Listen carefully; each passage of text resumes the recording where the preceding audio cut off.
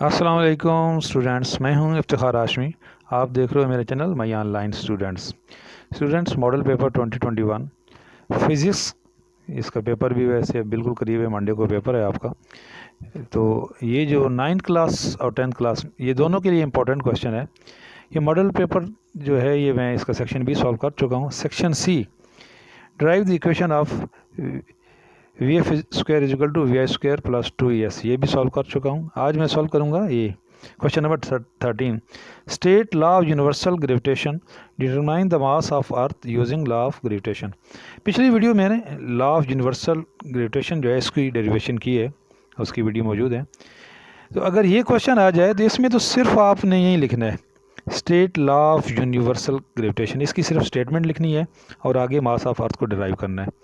तो स्टेटमेंट जो है ये आपकी बुक के पेज नंबर 113 पे 1113 पे ये स्टेटमेंट है, आपने यहीं से लिख लेनी है कि everybody in this universe attract every other body with a force which is directly proportional to the product of their masses and inversely proportional to the square of distance between their center। ये statement आपने यहाँ से लेके यहाँ तक लिख लेनी है।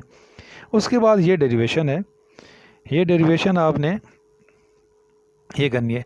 By using law of gravitation find the mass of earth. Consider a body of mass m place on the surface of the earth if me be the mass of the earth and re its radius and f is the force of attraction according to question। ये देखें, ये है अर्थ के ऊपर एक मास है जिसको आप m कंसिडर कर लें, स्मॉल m, और ये जो मास, ये जो अर्थ है इसको आप me कंसिडर करें। तो यहाँ से लेके यहाँ तक इसका जो डिस्टेंस है ये re आप ले लें। तो जो लॉ ऑफ ग्रेविटेशन है वो क्या है, F is equal to g m, वैसे है वो F is equal to GM1 M2 upon r square. तो यहाँ पे आपने ये जो जब mass of earth find out करना होगा तो आप ये M2 की जगह पे आप ME लगा लेंगे और नीचे जो आर स्क्वायर स्मॉल आर था उसकी जगह पे आप RE स्क्वायर लगा लेंगे। वैसे ये जो है वो F is equal to GM1 M2 upon r square है, तो आप इसकी जो M2 है उसकी जगह पे आप ME लिख लेंगे और जो नीचे आर स्क्वायर था स्मॉल है उसकी जगह पे आप कैपिटल आर स्क्वायर लिख लेंगे। We know that F is equal to W and W is equal to mg।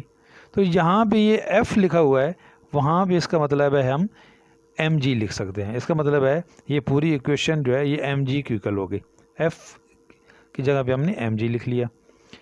अब ये जो RE स्क्वायर है ये इसके साथ इधर डिवाइड हो रहा है, दूसरी साइड पे जाके क्या हो जाएगा, मल्टीप्लाई हो जाएगा। अब m ये दोनों साइडों पे है तो ये कट जाएगा, तो इधर क्या रह जाएगा, GME is equal to GR square. अब ये जो G है कैपिटल G इस ME के साथ मल्टीप्लाई हो रहा है, इधर आके क्या हो जाएगा, डिवाइड। अब जस्ट आपने इस इक्वेशन के अंदर ME is equal to GR square upon G, इसके अंदर ये वाली तीन वैल्यू पुट कर देनी है। इसके अंदर देखें, एक G है, एक R स्क्वायर है और एक कैपिटल G है। स्मॉल g की वैल्यू हमें पता है 9.8 मीटर पर सेकंड स्क्वायर होती है, तो जहाँ भी ये स्मॉल g लिखा हुआ है यहाँ पे हम 9.8 लिख देंगे। उसके बाद मल्टीप्लाई का सिंबल डालेंगे या ब्रैकेट के अंदर आप डायरेक्ट भी डाल सकते हो। तो ये जो RE है, तो RE की जगह पे आप क्या लिखोगे, 6.4 इंटू 10 रेज पावर 5, ये रेडियस है अर्थ का। तो ये आपने, और इसका आप ये यहाँ पे स्क्वायर है तो इसलिए इसका स्क्वायर भी ले लेना है। ऊपर नीचे जो है ये G है, तो G आपको पता है मास ऑफ अर्थ है, तो ये नीचे 6.7 इंटू 10 रेज पावर -11 ये इसकी वैल्यू है 9 newton metre square upon kg square. तो आपने ये, अब यहाँ से आपने कैलकुलेटर के ज़रिए इसको सॉल्व कर लेना है। मैं थोड़ी हिंट्स भी दे दूँ कि अगर सॉल्व करना, ये 6 2 12 होता है, तो आपने ये 10 की रेज पावर 12 हो जाएगी, नीचे वाली 10 की रेज पावर -11 ऊपर जाके प्लस हो जाएगी, ठीक है।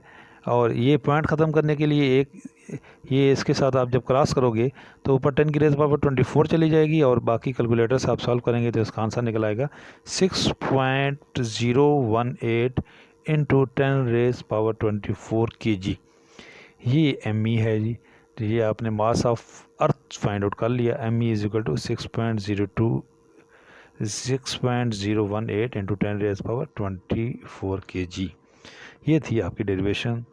देखते रहिएगा, लाइक कीजिएगा, सब्सक्राइब कीजिएगा। इंशाल्लाह नेक्स्ट वीडियो में नेक्स्ट क्वेश्चन सॉल्व करेंगे। अल्लाह हाफिज़।